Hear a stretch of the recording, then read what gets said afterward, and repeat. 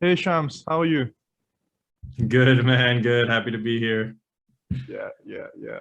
We had a very good discussion last time, the two of us, and Yeah. Sophia and Damien, I think. No, it was really fun to be on the show, and I'm excited to hear your Zen tale that you start the shows Yeah, with. yeah. So we're going to I'm keep the always same for that. structure back Yes, last time, and we're going to start with a nice story. All right, so you ready for that? I'm absolutely ready. Yes, I'm All excited. right. Um, so there was a martial arts teacher. All right. Perfect. I'm into it Obviously, a already. martial arts teacher who practices Zen. Okay, so he's the Zen master. And master actually in master doesn't mean someone who has full mastery. It means teacher. Okay, when we say master. So maybe that should be clear also when we say master. It just means teacher actually. So the master Mm. also keeps learning. So there was a Zen master, all right, and a student came to him and told him that, I really want to master what you're teaching. Okay, I'm really eager and motivated and passionate. And I really want to learn it. And how long is it going to take me to master the art of martial arts? And the teacher said, it's going to take you 10 years, right? And then the student was like, no, I really want to master it super quick. I'm going to practice for more than 10 hours a day. I'm going to work really hard, get up really early, and go to sleep really late. If I do all of that, how long is it going to take me? Okay. Then the Zen master said, if you work that hard, it's going to take you 20 years. Of course he did.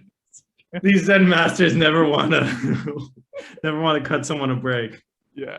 So actually, the story Oh my ends God. there, and That's beautiful. it's really short. It's really beautiful, and it's supposed to point towards something fundamental in practice itself. And I, I'm just going to ask you for your thoughts on that now. Yeah, no, I'm very curious to hear yours, but I'll share what comes up for me first because I'm wondering.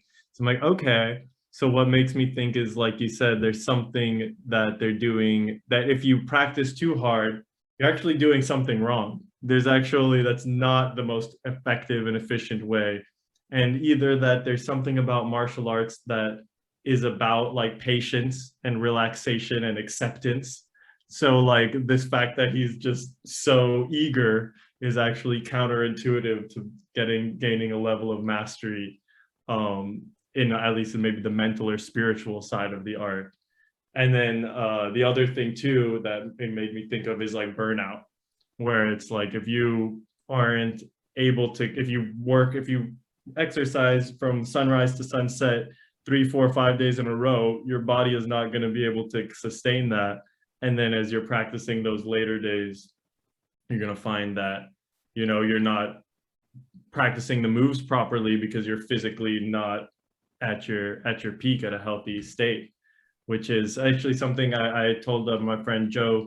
He's a yoga instructor. We got to have him on the show one time about that I was going to have this conversation with you, and was like, well, what do you have to say about motivation? And one of the things that he said is that he thinks it's important to rest, and that when you take a break from something and rest, you actually naturally start to find the motivation to do those things that you're resting from again. While if you never take that time to rest again, like you get burned out and you stop seeing why you were doing it in the first place. So those are the thoughts that come up. Yeah, I'm curious what your interpretation was Um, about this. Lots of great insights, by the way, by you. You said the right things. So Hmm. thanks for that.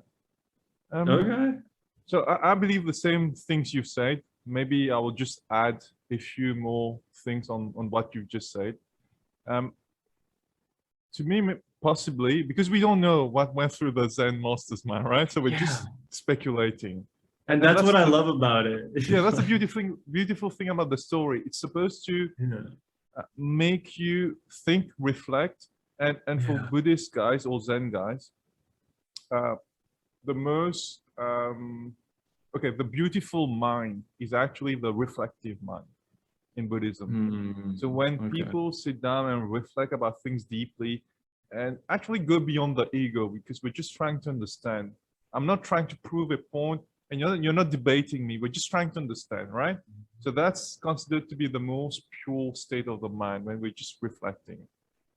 And there's a different sort of energy also, and maybe that's what the Zen master was trying to point out.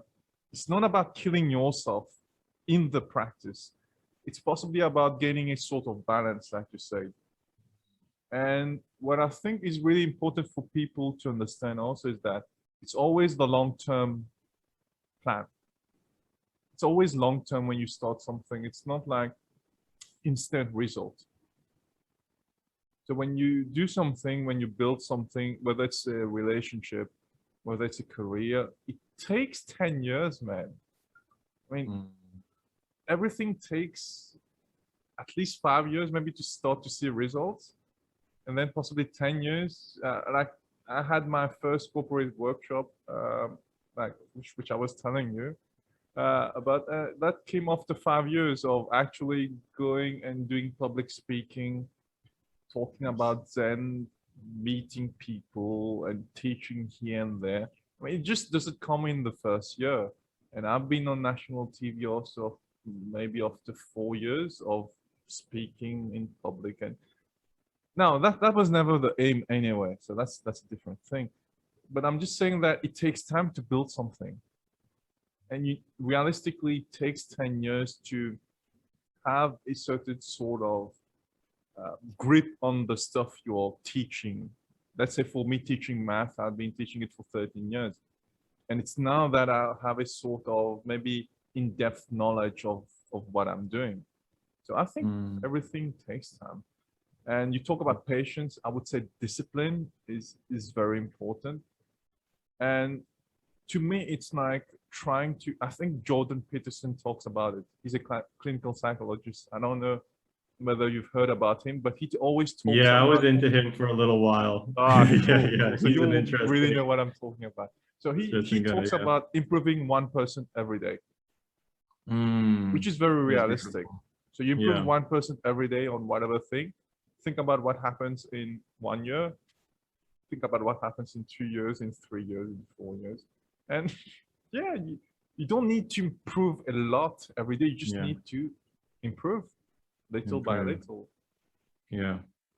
No, I've always had like this thought, or I don't know always, but for a long time, I've kind of had this mentality where I feel that nothing is constant, like change is the one constant, as they say. And so if that's true, then we're always, and things tend to be in a polarity. We were talking a little bit about the yin yang. There's this duality that seems to be in all things. So if you're always, nothing is constant, staying the same, then it's moving towards one side of the duality or the other. And if it looks like it's staying the same, I imagine it's just fluctuating quickly, moving a little bit forward, a little bit backwards, fast enough that it just seems like you're staying stationary. But like, I try to keep that in mind, because I keep like when skills I like to develop or things I'm practicing, I say, okay, can I just make sure that I'm moving towards the direction that I want to, like improving or gaining, and just make sure that I'm not falling backwards. Because if I'm not practicing a certain skill or art, then, I'm probably going to slowly start losing that skill. But even if I just do a tiny bit every day, even if it's like 1 minute, or even not even every day, once a week, whatever amount it is, but if I keep myself moving towards that positive direction, then at least, like you're saying, it's a 1% improvement. And Tony Robbins, he had this thing called, he makes things pretty catchy, he calls it kanai, constant and never-ending improvement. So just this kind of attitude of, like you're saying, the master is always learning no matter what skill level he gets to. So I really like that about just taking it easy, but not stopping completely. You know what I mean? Having that patience, having that discipline, but not like going so easy on yourself that you just stop practicing, or just kind of, oh, okay, I'm lazy, I don't feel like doing it. So I think there's a balance there. Yeah. I know we are both friends with Ashley, and he always says something. He's always fond of one phrase actually, and that is enjoy the journey, not the destination. Okay, he So would I say think that. this makes sense also in what we're discussing right now. So the daily effort of trying to improve, I think that's the most important thing. One thing I notice about you, it seems to me about you, and I really respect and admire this, is that like when you were speaking about how you got this workshop and you've been on national TV after many years, but you were saying like, but that wasn't the point. And I really get the sense from you that you're motivated to do the thing you're actually doing in this moment.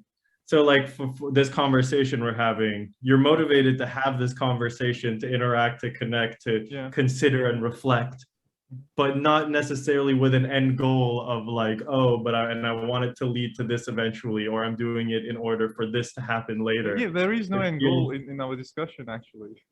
Yeah, which is a rare quality, I feel like, but a powerful one. And also, like you're saying, even being just motivated to do the thing in the moment, the end goals do end up coming. Like it leads to where it's going to lead. Like getting on national TV, that Encounter shows was super awesome.